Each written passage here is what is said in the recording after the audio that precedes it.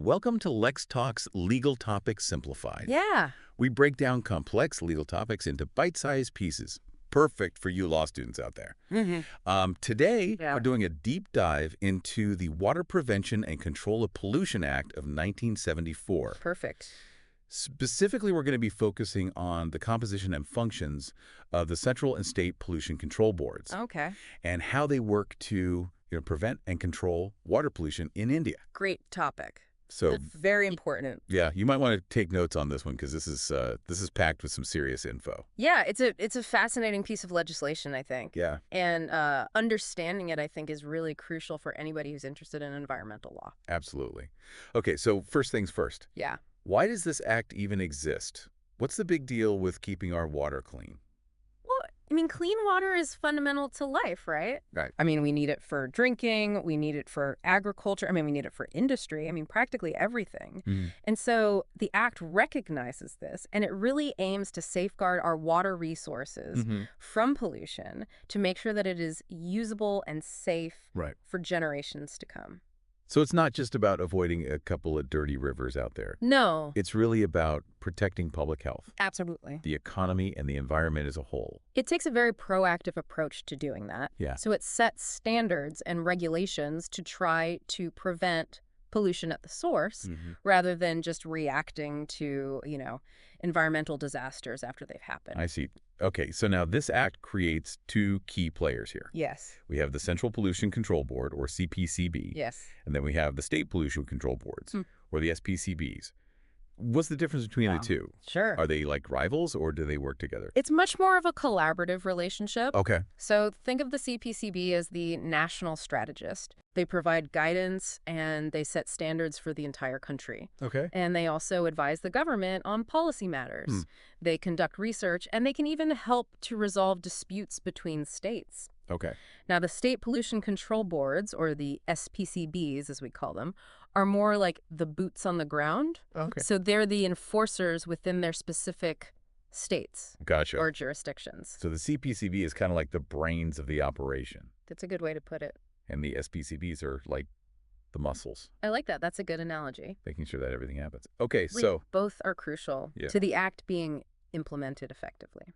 speaking of muscles, how are these boards actually formed? Okay. Is it a bunch of bureaucrats just sitting in an office, or is there more to it? There's definitely a lot of expertise involved. Okay. The Act lays out specific guidelines for Right. how both the Central Pollution Control Board and the State Pollution Control Boards should be composed.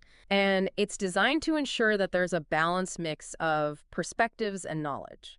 So it's not just a bunch of lawyers calling all the shots. Not at all. You will find scientists, engineers, government officials. Okay. You'll even find representatives from industries and agriculture on these boards. Interesting. Yeah, it's a very Wow. diverse group, and that's essential because water pollution is a complex issue, and it really requires input from all these different stakeholders. Yeah, that makes sense. Yeah. So you need people who understand the science behind pollution, the practical challenge, Right, and, about industry. Yeah, and the needs of the communities that are being affected by it. exactly. It's all about finding solutions Right. that are sustainable and that balance environmental protection with Right. economic and social considerations. All right, so we've got our eco-warriors assembled, Yes, both at the national and at those state levels. that's right. But what can they actually do? Yeah. What are their powers and their functions under this act? So the CPCB at that national level plays a crucial advisory role to the government. Yeah. They're constantly monitoring the state of our water resources. Okay. They're conducting research on pollution control, and they're recommending policies Okay. to address any new challenges that might be popping up. They also play a really key role in setting national water quality standards. Okay. And these standards provide a benchmark for Gotcha. what levels of pollutants are acceptable in different water bodies based on their intended use. So they're kind of like the environmental watchdogs, That's a good way. keeping an eye on the big picture Yeah. and making sure that the government's taking the right steps to protect our water. Precisely. They are the experts. Yeah. They're the voice of science Right. and reason in this world of policymaking. And what about the state pollution control boards? Yeah. What's their role in all of this? So the state pollution control boards, this is where the rubber meets the road. Okay. They have a wide range of powers to ensure that the provisions of the act are actually being followed. So they can issue consents Right. to industries and other entities that want to discharge wastewater. Okay. They can inspect facilities to ensure compliance, and they can even prosecute offenders who violate the act. Oh, wow. Yeah, So they're really making sure that industries aren't just dumping whatever they want that's exactly right. into our rivers and lakes. Yeah, they have some real authority. They have some serious authority then. They can impose fines, they can order the closure of polluting industries, Wow. and they can even initiate criminal proceedings in very serious cases. Okay. So the Act gives them all the tools they need to really protect our water resources. Now, you mentioned these consents. Yes. What are those all about? Okay, so that's a key part of the Act's preventative approach. Mm-hmm. Essentially, anyone who wants to discharge ANY wastewater, whether it's from an industrial process or even a sewage treatment plant, they need to obtain consent from the relevant state pollution control board. So it's not just a free-for-all. No. There's a system in place Yes. to regulate what goes back into the environment. Exactly. And this consent process, it's actually quite rigorous. Okay.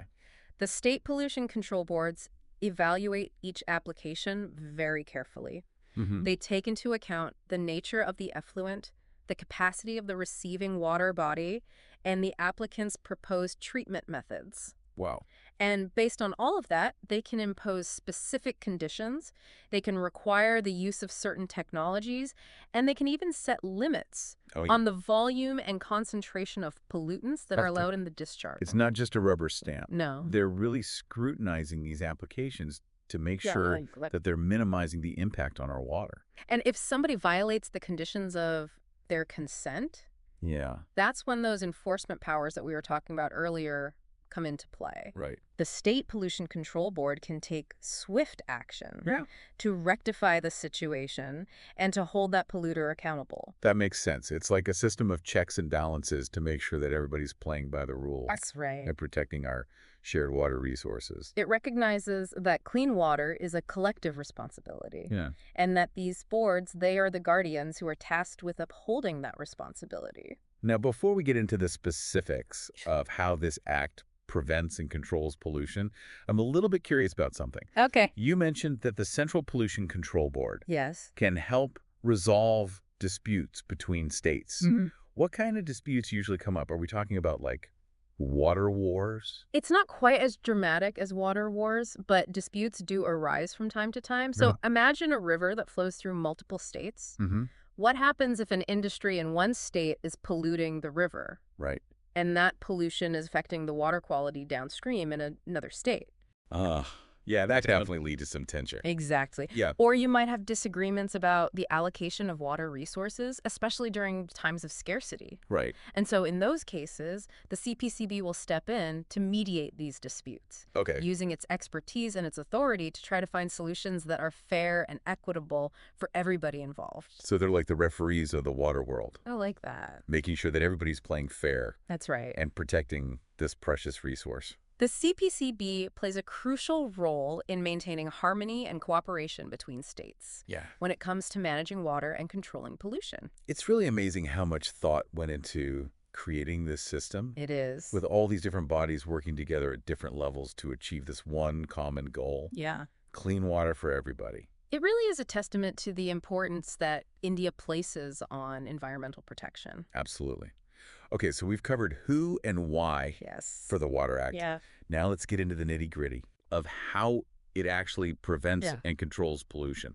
Right. What are some of the key mechanisms that this act uses to keep our water clean? Okay. Well, one of the most important aspects is the Act's focus on setting standards and regulations for all kinds of different industries and activities that could potentially pollute our water.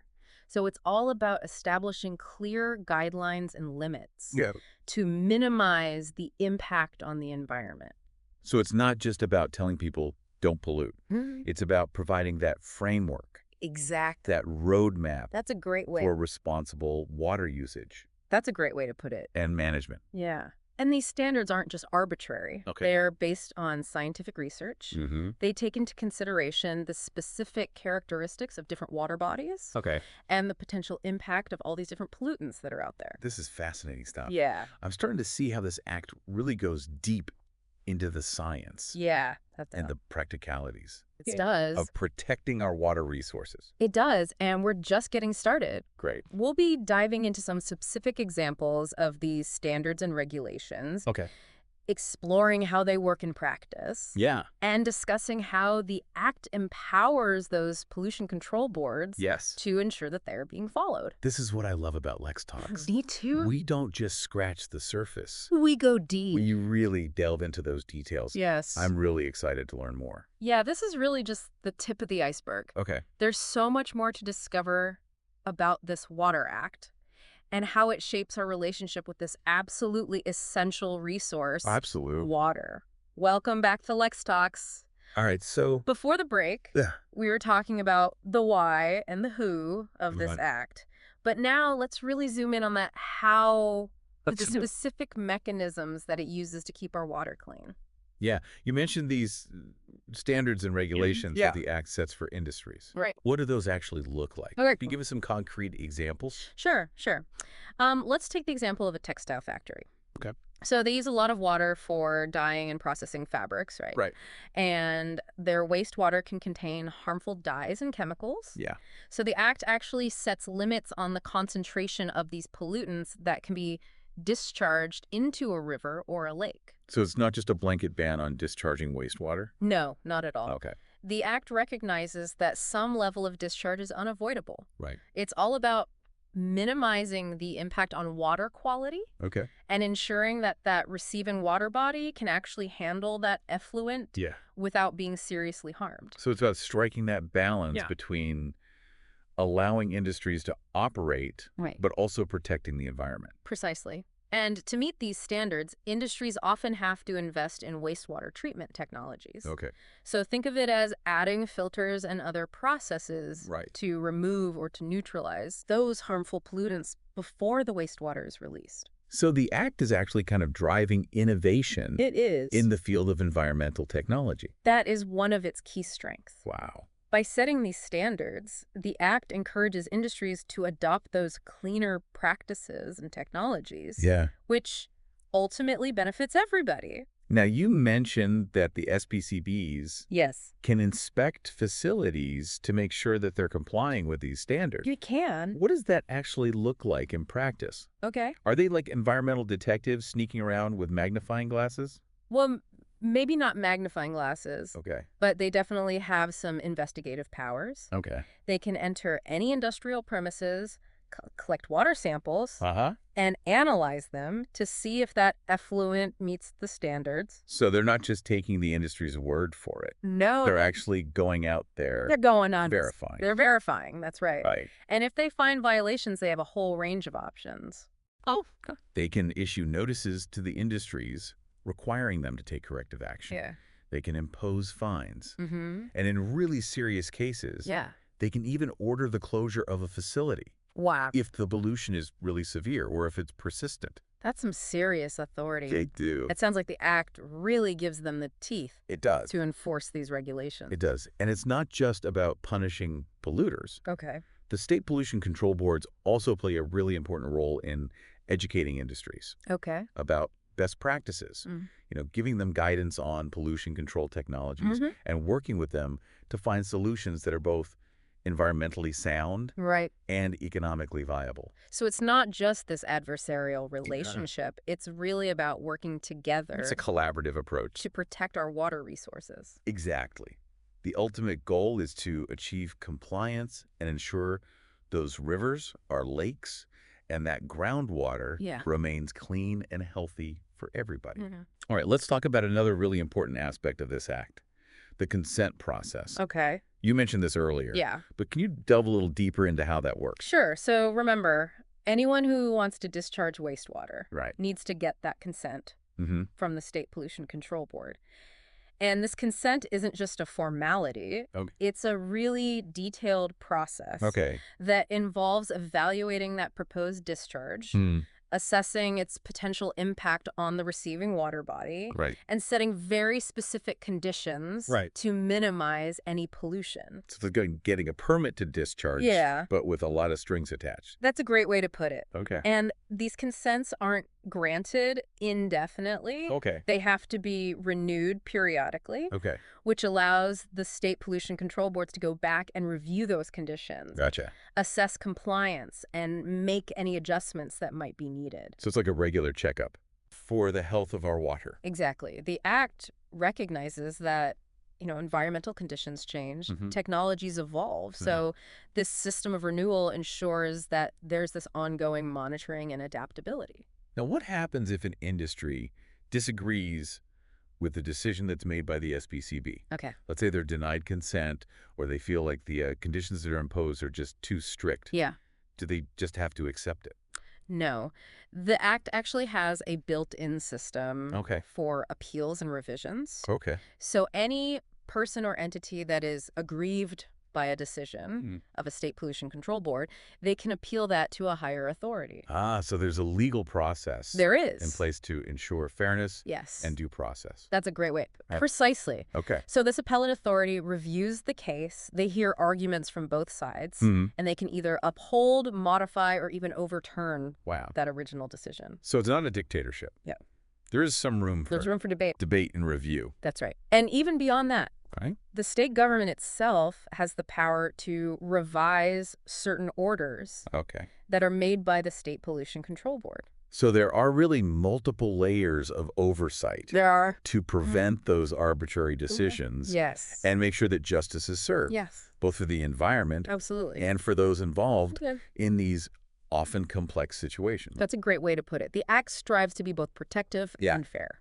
Now, let's say a major pollution incident occurs. Okay. Like a chemical spill or something like that. Right. Does the Act address these types of emergency situations? It absolutely does. The Act recognizes that time is of the essence in those cases. Right. So it empowers those state pollution control boards to take immediate action. Okay. Even without going through that usual consent process. So it's like an environmental SWAT team ready to contain the damage. Exactly. And hold those responsible accountable. That's right. So they can enter the site, order the stoppage of that discharge, and they can even carry out cleanup operations themselves. Wow. To try to prevent further harm. And who foots the bill for these emergency operations? That's a very important point. Yeah. The Act follows what we call the polluter pays principle. Okay. So the State Pollution Control Board can actually recover the expenses that they incurred from the person or the entity that was responsible for causing that pollution. So it's not just about stopping the immediate pollution. It's also about making sure that those who caused the damage are held accountable for cleaning it up. Precisely. It's a key principle in environmental law. And the Water Act really reinforces that. All right. So we've covered the consent process. We've covered the appeal system. We've covered emergency response. Yes. What about the day-to-day monitoring of these pollution levels? Okay. How does the Act ensure that industries are complying with the rules? So the state pollution control boards have a range of powers for that ongoing monitoring and enforcement. Okay. So they can conduct those regular inspections of industrial facilities, collect those water samples, and analyze data to assess that level of pollution. So it's not just about reacting to those major incidents. No, it's not. There's a very proactive element as well. There is. They are constantly on the lookout for those potential violations. Okay. And they have the authority to take really swift action to address any issues that do arise. And if they find violations during these inspections? If they do find violations, they can issue notices requiring that offender to rectify that problem. They can impose fines, and in serious cases, they can even initiate legal proceedings. Wow. So it's kind of a graduated system, right? Starting with warnings and escalating to more serious consequences if needed. It sounds like a really well thought out system. It is. With a focus on both prevention and enforcement. The Water Act is a very robust piece of legislation, and it tackles that issue of water pollution from multiple angles. Now, it's not a static document, is it? No, it's not. The world is constantly changing. New challenges are emerging all the time. Absolutely. Has this act been updated to keep pace with these changes?